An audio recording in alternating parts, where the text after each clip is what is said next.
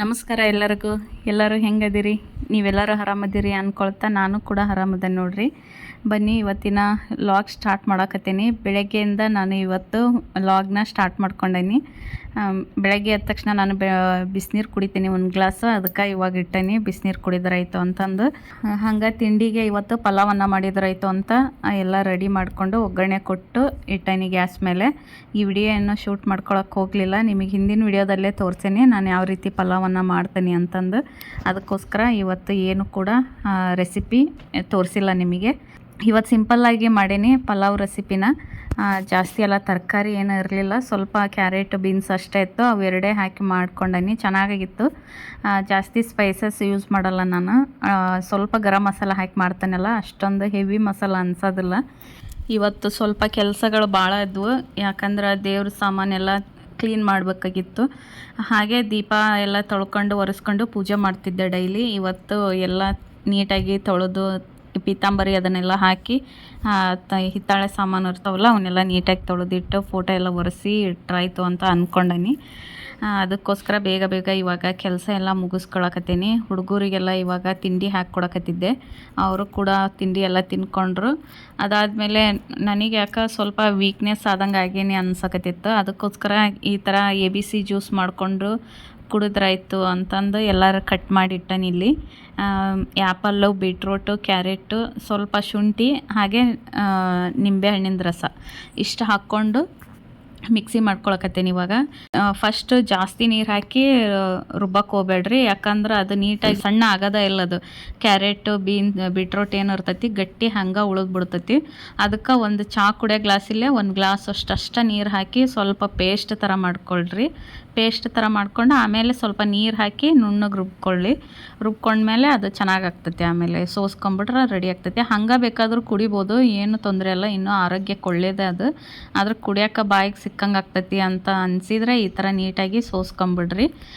ಸೋಸ್ಕೊಂಡು ಅದನ್ನು ನಾನು ಸ್ಟೋರ್ ಮಾಡಿ ಇಟ್ಕೊಳಕತ್ತೀನಿ. ಒಟ್ಟಿಗೆ ಮಾಡಿ ಈ ಥರ ಐಸ್ ಕ್ಯೂಬ್ಸ್ ಮಾಡೋ ಟ್ರೇ ಇರ್ತೈತಿಲ್ಲ ಅದರೊಳಗೆಲ್ಲ ಹಾಕಿ ಫ್ರೀಝರ್ ಒಳಗೆ ಸ್ಟೋರ್ ಮಾಡಿ ಇಟ್ಕೊಳಕತ್ತೀನಿ. ಇದನ್ನು ವಾರದಾಗ ಒಂದು 3 ದಿನ ತಗೊಂಡ್ರೆ ಸಾಕಾಗ್ತೈತಿ. ಡೈಲಿ ಎಲ್ಲ ಕುಡಿಯೋಕೆ ಹೋಗ್ಬೇಡ್ರಿ, ಹೆವಿ ಆಗಿಬಿಡ್ತೈತಿ.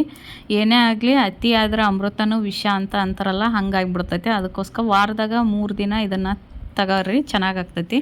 ಇದ್ರ ಜೊತೆಗೆ ನೀವು ಮಿಕ್ಸಿ ಮಾಡೋ ಮುಂದೆ ಬೆಟ್ಟದ ನೆಲ್ಲಿಕಾಯಿ, ಸ್ವಲ್ಪ ಪುದೀನ ಸೊಪ್ಪು ಹಾಕಿ ಮಿಕ್ಸಿ ಮಾಡಿದ್ರೆ ಇನ್ನೂ ಒಳ್ಳೆಯದು. ಬೆಟ್ಟದ ನೆಲ್ಲಿಕಾಯಿ ಎದಕ್ಕಪ್ಪ ಅಂದ್ರೆ ಕೂದಲೇನು ಉದುರ್ತಾ ಇರ್ತಾವಲ್ಲ ನಿಮಗೆ, ಅದಕ್ಕೆ ಸೊಲ್ಯೂಷನ್ ಸಿಕ್ಕಂಗೆ ಆಗ್ತೈತಿ. ಕೂದಲು ಉದುರೋದು ಕಡಿಮೆ ಆಗ್ತೈತಿ, ಬೆಳವಣಿಗೆ ಜಾಸ್ತಿ ಆಗ್ತೈತಿ, ಮತ್ತು ರೋಗ ನಿರೋಧಕ ಶಕ್ತಿ ಜಾಸ್ತಿ ಆಗ್ತೈತಿ. ಒಳ್ಳೆಯದು. ಮಕ್ಕಳಿಗೆ ಕೂಡ ಕೊಡ್ಬೋದು. ವಾರದಾಗ 1-2 ಟೈಮು 3 ಟೈಮು ಕೊಡ್ರಿ, ಒಳ್ಳೆಯದು.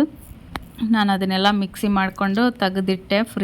ಫ್ರೀಝರ್ ಒಳಗೆ ಇಟ್ಕೋಬೇಕು. ಅದನ್ನು ಐಸ್ ಕ್ಯೂಬ್ ಥರ ಆಗಬೇಕಲ್ಲ. ಡೈಲಿ ಒಂದೊಂದು ಬಿಸಿನೀರೊಳಗೆ ಹಾಕ್ಕೊಂಡು ಕುಡಿಬೋದು. ಹಂಗೆ ನಿಮಗೆ ಬೇಕಾದ್ರೆ ನೀವು ಹಂಗೆ ಕುಡಿಯೋಕೆ ಇಷ್ಟ ಆಗಲ್ಲ ಅಂತ ಅನಿಸಿದ್ರಪ್ಪ ಅಂದ್ರೆ ನೀವು ಜೇನುತುಪ್ಪ ಇರ್ತೈತಿಲ್ಲ ಅದನ್ನು ಒಂದು ಸ್ವಲ್ಪ ಮಿಕ್ಸ್ ಮಾಡಿಕೊಂಡು ಕುಡಿಬೋದು. ನಾನು ಏನು ಜೇನುತುಪ್ಪ ಅದನ್ನೇನು ಯೂಸ್ ಮಾಡಲ್ಲ. ಹಂಗೆ ಕುಡಿದು ಅಭ್ಯಾಸ ಆಗೈತೆ ನನಗೆ. ಹಂಗೆ ಕುಡಿತಿರ್ತೇನೆ ನಾನು. ಇಲ್ಲಿ ದೇವ್ರ ಸಾಮಾನೆಲ್ಲ ತೆಗಿಯಕತ್ತಿದ್ದು ಇವಾಗ ಪೂಜೆ ಮಾಡಿದ್ರಾಯ್ತು ಅಂತಂದು. ಕಳಸನ ಯಾವಾಗ ಬೇಕು ಅವಾಗ ತೆಗಿಬಾರ್ದು ಅಂತಾರೆ. ಮಂಗಳವಾರ, ಶುಕ್ರವಾರ, ಅಮಾವಾಸ್ಯೆ, ಹುಣ್ಣಿಮೆ ದಿನ ಇದ್ದಾಗ ತೆಗಿಬಾರ್ದು. ಏಕಾದಶಿ ಆ ಥರ ಇದ್ದಾಗ ಕಳಸ ತೆಗೆದು ದೇವ್ರ ಸಾಮಾನೆಲ್ಲ ತಿಕ್ಕಿ ಪೂಜೆ ಮಾಡಬಾರ್ದು ಅಂತಾರೆ. ಅದಕ್ಕೋಸ್ಕರ ನಾನು ಆಲ್ಮೋಸ್ಟ್ ಬೇರೆ ದಿನಗಳಲ್ಲಿ ಕ್ಲೀನ್ ಮಾಡ್ಕೊತಾ ಇರ್ತೀನಿ. ಬುಧವಾರ ದಿನ, ಭಾನುವಾರ ದಿನ ಈ ಥರ ದೇವ್ರ ಸಾಮಾನು ತೆಗೆದು ಕ್ಲೀನ್ ಮಾಡ್ಕೊಂಡು ಇಟ್ಕೋತೀನಿ. ಹಂಗೆ ಇಲ್ಲಿ ಕಳಸದ ತಟ್ಟಿಗೆ ಅಕ್ಕಿ ಹಾಕಿಟ್ಟಿರ್ತಾವಲ್ಲ, 3 ಹಿಡಿ 5 ಹಿಡಿ ಅಕ್ಕಿ ಹಾಕಿ ಕಳಸನ ಸ್ಥಾಪನೆ ಮಾಡಿರ್ತಾವಲ್ಲ, ಆ ಅಕ್ಕಿನ ನಾನು ಒಂದು ಬಾಕ್ಸಿಗೆ ಹಾಕಿ ಸ್ಟೋರ್ ಮಾಡಿ ಇಟ್ಕೊಂಡಿರ್ತೀನಿ. ಅಮಾವಾಸ್ಯೆ ಹುಣ್ಣಿಮೆ ದಿನ, ವಾರದ ಪೂಜೆ ಮಾಡೋ ದಿನ ನಾನು ಆ ಅಕ್ಕಿಯಿಂದ ಏನಾದರೂ ಸ್ವೀಟ್ ಮಾಡಿ ದೇವರಿಗೆ ನೈವೇದ್ಯ ಮಾಡ್ತಾಯಿರ್ತೀನಿ. ಅದಕ್ಕೆ ಆ ಅಕ್ಕಿನ ಹಂಗೆ ಸ್ಟೋರ್ ಮಾಡಿ ಇಟ್ಕೊಂಡಿರ್ತೀನಿ ಒಂದು ಬಾಕ್ಸಿಗೆ ಹಾಕಿ. ಇಲ್ಲಿ ಎಲ್ಲ ದೇವ್ರ ಸಾಮಾನನ್ನ ತಕ್ಕೊಳಕತ್ತೇನೆ. ಯಾವ್ಯಾವೆಲ್ಲ ತಿಕ್ಕ ಉರ್ತಾವು ಪೀತಾಂಬರಿ ಹಾಕಿ ಅವನ್ನೆಲ್ಲ ನೀಟಾಗಿ ತೆಗೆದಿಕ್ಕನಕತ್ತೀನಿ.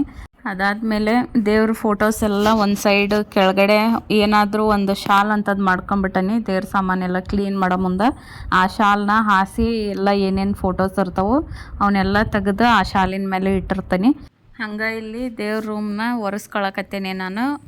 ದೇವ್ರ ರೂಮ್ ಒರೆಸ್ಕೊಳಕ್ಕೆ ನಾನು ಆ ನೀರಿಗೆ ಏನು ಹಾಕ್ಕೊತೀನಿ ಅಂದ್ರೆ ಆಕಳ ಗೋಮೂತ್ರ ಹಂಗೆ ಸ್ವಲ್ಪ ಅರಿಶಿನ ಹಾಕ್ಕೊಂಡು ಎಲ್ಲ ನೀಟಾಗಿ ದೇವ್ರ ಏನು ಪೂಜಾ ಕಟ್ಟೆ ಇರ್ತೈತಲ್ಲ ಇದನ್ನು ನೀಟಾಗಿ ಒರೆಸ್ಕೊಳಕತ್ತೀನಿ. ಇದು ಇಲ್ಲಾಂದ್ರೆ ಸ್ವಲ್ಪ ಕರ್ಪೂರನಾದರೂ ಹಾಕ್ಬೋದು, ಸ್ಮೆಲ್ ಚೆನ್ನಾಗಿರ್ತೈತಿ ಕರ್ಪೂರ ಹಾಕಿದ್ರೆ. ನಾನಿಲ್ಲಿ ಅರಿಶಿನ ಮತ್ತು ಗೋಮೂತ್ರ ಹಾಕಿ ನೀಟಾಗಿ ಎಲ್ಲ ಕಡೆ ನೀಟಾಗಿ ಒರೆಸ್ಕೊಳಕತ್ತೀನಿ.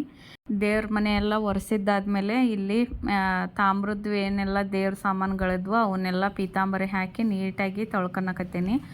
ಎಲ್ಲ ದೇವ್ರ ಸಾಮಾನನ್ನು ಇದೇ ಥರ ಪೀತಾಂಬರಿ ಇದ್ದ ಉಜ್ಜಿ ನೀಟಾಗಿ ತೊಳ್ಕೊಂಡು ಒಂದು ಒಣ ಬಟ್ಟೆ ತಗೊಂಡು ನೀಟಾಗಿ ಒರೆಸಿ ಎತ್ತಿಕ್ಕೊಂತೀನಿ. ಒಣ ಬಟ್ಟೆ ತಗೊಂಡು ಒರೆಸ್ಲಿಲ್ಲಪ್ಪ ಅಂದ್ರೆ ಅದು ಕಲಿ ಹಂಗಾಗಿಬಿಡ್ತೈತಿ. ನೀರು ಏನು ತೊಳೆದಿರ್ತಾವಲ್ಲ ಆ ಕಲಿ ಹಂಗೆ ಉಳಿದು ಬಿಡ್ತೈತಿ. ಅದಕ್ಕೋಸ್ಕರ ನೀಟಾಗಿ ಈ ರೀತಿ ತೊಳೆದು ಅದನ್ನು ಒಣ ಬಟ್ಟೆ ತಗೊಂಡು ನೀಟಾಗಿ ಒರೆಸಿ ಎಲ್ಲ ಹಿತ್ತಾಳಿ ತಾಮ್ರದ ಸಾಮಾನು ಏನು ಇರ್ತಾವೋ ಅವನ್ನೆಲ್ಲ ಇದೇ ಥರ ಮಾಡ್ಕೊಳ್ತೀನಿ ನಾನು. ಹಂಗೆ ಇನ್ನೊಂದು ಹೇಳ್ಬೇಕತ್ತು ಏನಪ್ಪ ಅಂದ್ರೆ ಈ ಥರ ಎಲ್ಲ ಪೀತಾಂಬರಿ ಹಾಕಿ ತೊಳೆದು ಇಟ್ಕೊತೇನೆಲ್ಲ ದೇವ್ರ ಸಾಮಾನನ್ನು. ತೊಳೆದು ಇಟ್ಟ ಮೇಲೆ ಅದಕ್ಕೆ ಆಕಳು ಗೋಮೂತ್ರ ಹಾಕಿ ನೀಟಾಗಿ ಎಲ್ಲ ಕಡೆ ಸ್ಪ್ರೆಡ್ ಮಾಡಿ ಆಮೇಲೆ ಒಣ ಬಟ್ಟೆ ತಗೊಂಡು ನೀಟಾಗಿ ಒರೆಸಿ ಎತ್ತಿ ಇಟ್ಕೊತೀನಿ. ಇಲ್ಲಿ ನೋಡ್ಬೋದು ಯಾವ ಥರ ಮಾಡತ್ತೀನಿ ಅಂತಂದು ಈ ಥರ ಚಿಮ್ಕಿಸ್ಕೊತೀನಿ. ಆಕಳು ಗೋಮೂತ್ರ ಚಿಮ್ಕಿಸ್ಕೊಂಡು ಆಮೇಲೆ ಒಂದು ಬಟ್ಟೆ ತಗೊಂಡು ನೀಟಾಗಿ ಒರೆಸಿ ಎತ್ತಿಕ್ಕೊತೀನಿ.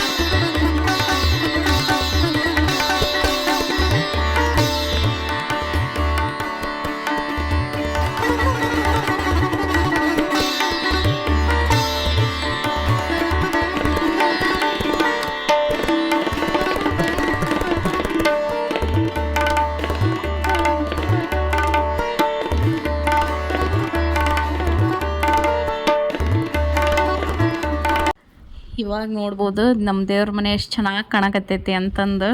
ಏನೋ ಎಲ್ಲ ನೀಟಾಗಿ ದೇವ್ರ ಸಾಮಾನೆಲ್ಲ ತೊಳೆದು ಫೋಟೋ ಎಲ್ಲ ಒರೆಸಿ ಅರಿಶಿನ ಕುಂಕುಮ ವಿಭೂತಿ ಎಲ್ಲ ಹಚ್ಚಿದ ಮೇಲೆ ದೇವ್ರಿಗೆ ಒಂಥರ ಕಳೆ ಬಂದಂಗೆ ಆಗಿಬಿಡ್ತೈತಿ ದೇವ್ರ ಮನೆಯಾಗೆ. ಆ ಥರ ಕಾಣತೈತಿ. ಪೂಜೆ ಮಾಡಿದ ದಿನ ಅಂತೂ ಈ ಥರ ನೀಟಾಗಿ ಎಲ್ಲ ತಿಕ್ಕಿ ಪೂಜೆ ಮಾಡಿದ ದಿನ ದೇವ್ರ ಮನೆ ನೋಡೋಕೆ ಒಂಥರ ಖುಷಿ ಅನ್ನಿಸ್ತೈತಿ. ಅಷ್ಟು ಚೆನ್ನಾಗಿ ಕಾಣಕತ್ತಿತ್ತು ದೇವ್ರ ಮನೆ. ಆ ಪೂಜೆ ಎಲ್ಲ ಮುಗಿಸ್ಕೊಂಡಾದ್ಮೇಲೆ ಊರಿಂದ ಸ್ವಲ್ಪ ಹೂರಣ ಕುಟ್ಟು ಕಳಿಸಿದ್ರು ನಮ್ಮಮ್ಮರು. ಅದನ್ನು ಹೋಳ್ಗೆ ಮಾಡಿದ್ರಾಯ್ತು ಅಂತ ಇವಾಗ ರೆಡಿ ಮಾಡ್ಕೊಳಕತ್ತಿದ್ದೆ. ಈ ಥರ ಈ ಎಣ್ಣೆ ಪ್ಯಾಕೆಟ್ ಇರ್ತೈತಲ್ಲ ಅದನ್ನು ತಗೊಂತೀನಿ ನಾನು. ಹೋಳಿಗೆ ಮಾಡೋಕೆ ಈಸಿ ಆಗ್ತೈತೆ ಅದು. ಇಲ್ಲೆಲ್ಲ ಹಿಟ್ಟು ಬೆಳಗ್ಗೆನ ಕಲಸಿಟ್ಟಿದ್ದೆ ನಾನು, ಮೈದಾ ಹಿಟ್ಟು. ರೈಸ್ಗೆ ಕೂಡ ಇಟ್ಟನಿ. ಸಾಂಬಾರು ಕೂಡ ರೆಡಿ ಆಗೈತಿ ಆಲ್ರೆಡಿ. ಸಾಂಬಾರು ರೆಡಿ ಮಾಡೀನಿ, ಅನ್ನಕ್ಕೆ ಇಟ್ಟನಿ. ಈಗ ಸ್ವಲ್ಪ ಹೋಳ್ಗೆ ಮಾಡಿಬಿಟ್ರೆ ಆಗೋಕತಿ ಕೆಲಸ. ನಾನೇನು ಮಾಡಿರಲಿಲ್ಲ ಈ ಹೂರಣ. ಏನೋ ನಮ್ಮ ಊರಿದ್ದ ನಮ್ಮಮ್ಮವ್ರು ಮಾಡಿದ್ರು, ಅವರು ಸ್ವಲ್ಪ ಕೊಟ್ಟು ಕಳಿಸಿದ್ರು. ಅದಕ್ಕೆ ಅದನ್ನು ಮಾಡಿದ್ರಾಯ್ತು ಅಂತ ಇವಾಗ ಮಾಡಿಕೊಡಕತ್ತಿದ್ದೆ. ಹೂರಣ ನೀಟಾಗಿ ಮಿಕ್ಸಿ ಆಗಿರಲಿಲ್ಲ ಅನ್ನಿಸ್ತೈತಿ. ಯಾಕಂದ್ರೆ ಹೋಳಿಗೆ ಎಲ್ಲ ಕಟ್ ಆಗಕತ್ಬಿಟ್ಟದ್ವು, ಹರಿಯಕತ್ಬಿಟ್ಟದ್ವು. ನೀಟಾಗಿ ಮಿಕ್ಸಿ ಮಾಡಿರಲಿಲ್ಲ ಇದನ್ನು ಹೂರಣನ. ಇದು ಕಡುಬು ಮಾಡಿದ್ರೆ ಚೆನ್ನಾಗಿ ಆಗ್ತದ್ವೇನೋ, ನಾನು ಗೊತ್ತಾಗಲಿಲ್ಲ. ಹೂರಣನ ಅಬ್ಸರ್ವ್ ಮಾಡಿರಲಿಲ್ಲ. ಹೋಳ್ಗಿನ ಮಾಡಿದ್ರಾಯ್ತು ಅಂತಂದು ಎಲ್ಲ ಹಿಟ್ಟೆಲ್ಲ ಕಲಿಸ್ಬಿಟ್ಟಿದ್ದೆ. ಅದಕ್ಕೋಸ್ಕರ ಹೋಳ್ಗಿನ ತಟ್ಟಿ ಕೊಡಕತ್ತೇನೆ ಇವಾಗ. ಟೇಸ್ಟ್ ಮಾತ್ರ ಚೆನ್ನಾಗಾಗಿದ್ವು. ಸ್ವಲ್ಪ ಹೋಳ್ಗೆ ಕಟ್ ಆದಂಗೆ ಆಗಿದ್ವು ಅಷ್ಟೇ. ನೀಟಾಗಿ ದೊಡ್ಡದಾಗಿ ಹಿಂಗೆ ಉದ್ದಕ್ಕೆ ಬರೋಕತ್ತಿದ್ದಿಲ್ಲ, ಕಟ್ಟಾಗಕತ್ಬಿಟ್ಟಿದ್ವು. ಸ್ವಲ್ಪ ಹೂರಣ ಒರಟಾಗಿತ್ತು, ಕಾಳು ಇತ್ತು, ಅದಕ್ಕೋಸ್ಕರ ಹಂಗೆ ಆಗಕತ್ತಿದ್ವು ಏನೋ. ಅದನ್ನು ಸ್ವಲ್ಪ ಕೈಲೇ ತಟ್ಟಿ, ಒಂದು ಸ್ವಲ್ಪ ಅತಿ ದೊಡ್ಡದು ಮಾಡಲಿಲ್ಲ, ಚಿಕ್ಕ ಮಾಡಿದೆ ಕೈಲಿ ತಟ್ಟಿ. ಹರಿದೋಗ್ತವೆ ಹೋಳಿಗೆ ಅಂತಂದು. ಎಲ್ಲರೂ ಕೂಡ ಇವತ್ತು ಮಧ್ಯಾಹ್ನದ ಊಟ ಚೆನ್ನಾಗಾಗಿತ್ತು, ಹೋಳಿಗೆ ಊಟ. ಹೋಳಿಗೆ, ತುಪ್ಪ, ಅನ್ನ, ಸಾರು, ಸ್ವಲ್ಪ ಸಂಡಿಗೆ ಕರೆದಿದ್ದೆ, ಹಪ್ಪಳ ಕರೆದಿದ್ದೆ, ಮಜ್ಜಿಗೆ ಮೆಣಸಿನ್ಕಾಯಿ ಕೂಡ ಇದ್ವು. ಅಮ್ಮನ ಸಂಡಿಗೆ, ಹಪ್ಪಳ, ಮಜ್ಜಿಗೆ ಮೆಣಸಿನ್ಕಾಯಿ ಎಲ್ಲ ಮಾಡಿ ಕೊಟ್ಟು ಕಳಿಸಿದ್ರು. ಅದನ್ನೆಲ್ಲ ಕರೆದಿದ್ದೆ ಸೈಡಿಗೆ ನೆಂಚ್ಕೊಳಕ್ಕೆ ಚೆನ್ನಾಗಾಗ್ತೈತಿ ಹೋಳಿಗೆ ಜೊತೆಗೆ ಅಂತಂದು.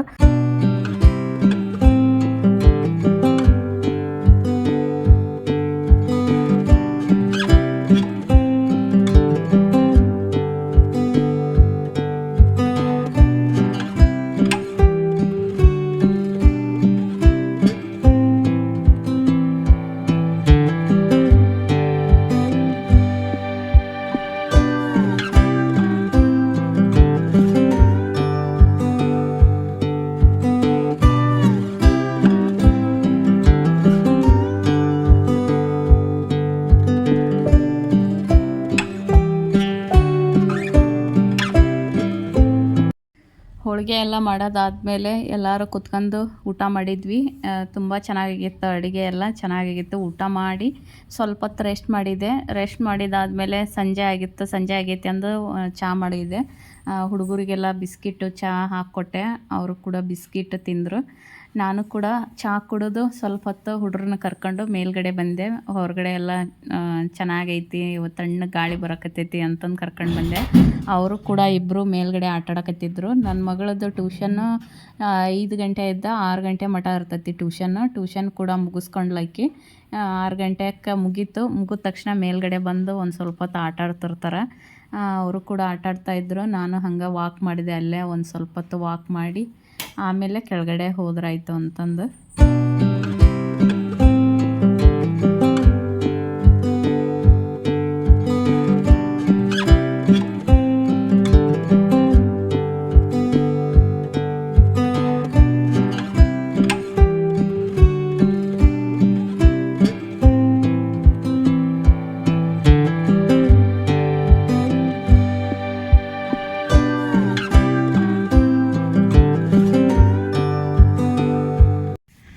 ಹಂಗೆ ಇಲ್ಲಿ ಸ್ವಲ್ಪ ತೆಂಗಿನ ಚಿಪ್ಪು ಇರ್ದ್ವಲ್ಲ ಅವನ್ನೆಲ್ಲ ಒಣಗಿಸಿದ್ದೆ.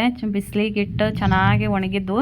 ಅವನ್ನೆಲ್ಲ ಇವಾಗ ಸ್ವಲ್ಪ ಪೀಸ್ ಮಾಡಿ ಇಡಾಕತ್ತೀನಿ. ಯಾಕಂದ್ರೆ ನಾನು ಹುಣ್ಣಿಮೆ ಅಮಾವಾಸ್ಯೆ ದಿನ ಪೂಜೆ ಮಾಡಿದ ದಿನ ದೇವರಿಗೆ ಲೋಬಾನ ಹಾಕ್ತಾನಲ್ಲ, ಲೋಬಾನ ಹಾಕಕ್ಕೆ ಕೆಂಡ ಮಾಡೋಕ್ಕೆ ಚೆನ್ನಾಗಾಗ್ತವೆ ಇವು ಅಂತಂದು ಈ ಥರ ನೀಟಾಗಿ ಒಣಗಿಸಿ ಬಿಸಿಲಿಗೆ ಚೆನ್ನಾಗಿ ಒಣಗಿಸಿ ಈ ಥರ ಪೀಸ್ ಮಾಡಿ ಒಂದು ಕವರಿಗೆ ಹಾಕಿ ಇಟ್ಕೊಂಡಿರ್ತೀನಿ. ಈ ಥರ ಮೊದಲ ರೆಡಿ ಮಾಡಿ ಇಟ್ಕೊಂಡ್ರಪ್ಪ ಅಂದ್ರೆ ಪೂಜೆ ಮಾಡೋ ದಿನ ಬಹಳ ಈಸಿ ಆಗ್ತೈತಿ. ಅದಕ್ಕೋಸ್ಕರ ನಾನು ಎಲ್ಲ ರೆಡಿ ಮಾಡಿ ಫ್ರೀ ಟೈಮ್ನಾಗ ರೆಡಿ ಮಾಡಿ ಈ ಥರ ಎಲ್ಲ ಕಟ್ ಮಾಡಿ ಇಟ್ಕೊಂಡಿರ್ತೀನಿ. ಟೈಮ್ ಆಲ್ರೆಡಿ ಒಂದು 8:30 ಆಗಿತ್ತು. ಬೇಗ ಊಟ ಮಾಡ್ತಾರೆ ನನ್ನ ಮಕ್ಕಳು. ಬೇಗ ಊಟ ಮಾಡಿ ಬೇಗ ಮಲ್ಕೋತಾರೆ. ಯಾಕಂದ್ರೆ ಬೆಳಗ್ಗೆ ಬೇಗ ಟ್ಯೂಷನ್ ಇರ್ತೈತೆ ನನ್ನ ದೊಡ್ಡ ಮಗಳದು. ಅದಕ್ಕೋಸ್ಕರ ಇಲ್ಲಿ ಮುದ್ದೆ ಮಾಡಿಕೊಟ್ರಾಯ್ತು ಅಂತ ಮಾಡಕತ್ತೀನಿ. ಜೋಳದ ಮುದ್ದೆ ಮಾಡಕತ್ತೀನಿ ನಾನು. ರಾಗಿ ಹಿಟ್ಟು ಖಾಲಿ ಆಗಿತ್ತು, ಅದಕ್ಕೆ ನಾನು ಇವತ್ತು ಜೋಳದ ಮುದ್ದೆ ಮಾಡಕತ್ತೀನಿ. ನಾವು ಜೋಳದ ಮುದ್ದೆನೂ ಮಾಡ್ತೀವಿ, ರಾಗಿ ಮುದ್ದೆನೂ ಮಾಡ್ತೇನೆ. ನಾನು ಎರಡೂ ಮಾಡ್ತಿರ್ತೀನಿ. ರೊಟ್ಟಿ ಸಹ ಮಾಡ್ತಿರ್ತೀವಿ. ಇಲ್ಲಿ ಸಾಂಬಾರು ಕೂಡ ಐತಿ. ಮಧ್ಯಾಹ್ನ ಮಾಡಿದ್ದ ಸಾಂಬಾರು ಇತ್ತು, ಅದಕ್ಕೆ ಸ್ವಲ್ಪ ಜೋಳದ ಮುದ್ದೆ ಮಾಡ್ಕೊಂಡ್ವಿ. ಇವತ್ತು ಜೋಳದ ಮುದ್ದೆ ಹೇಗೆ ಮಾಡೋದು ಅಂತ ನಿಮಗೆ ತೋರಿಸಿಲ್ಲ. ನೆಕ್ಸ್ಟ್ ವಿಡಿಯೋದಲ್ಲಿ ತೋರಿಸ್ತೀನಿ ಜೋಳದ ಮುದ್ದೆ ಮಾಡೋದು ಹೆಂಗೆ ಅಂತಂದು. ಇದು ಸ್ವಲ್ಪ ಇವತ್ತು ಮಾಡಿದ್ದು ಗಟ್ಟಿಯಾಗಿತ್ತು ಜೋಳದ ಮುದ್ದೆ. ನಾವು ಯಾವಾಗಲೂ ಸಾಫ್ಟಾಗಿ ಮಾಡ್ತೀವಿ. ನೆಕ್ಸ್ಟ್ ವಿಡಿಯೋದಲ್ಲಿ ನಿಮಗೆ ಹೇಳ್ಕೊಡ್ತೀನಿ ಯಾವ ರೀತಿ ಜೋಳದ ಮುದ್ದೆ ಮಾಡೋದು ಅಂತಂದು. ಹಾಗೆ ಇವತ್ತಿನ ವಿಡಿಯೋ ಏನಾದರೂ ನಿಮಗೆ ಇಷ್ಟ ಆಗಿದ್ರೆ ಪ್ಲೀಸ್ ಸಬ್ಸ್ಕ್ರೈಬ್ ಮಾಡ್ಕೊಂಡು ನೋಡಿರಿ. ಹಾಗೆ ಒಂದು ಲೈಕ್ ಕೂಡ ಮಾಡಿರಿ. ನನ್ನ ವಿಡಿಯೋಸ್ ನಿಮಗೆ ಇಷ್ಟ ಆಗ್ತಿದೆ ಅಂತ ಗೊತ್ತಾಗ್ತೈತಿ ನೀವು ಲೈಕ್ ಮಾಡಿದ್ರೆ. ಮುಂದಿನ ವಿಡಿಯೋದಲ್ಲಿ ಸಿಗ್ತೀನಿ ಅಂತ ಹೇಳ್ತಾ ಅಲ್ಲಿವರೆಗೂ ನಮಸ್ಕಾರ.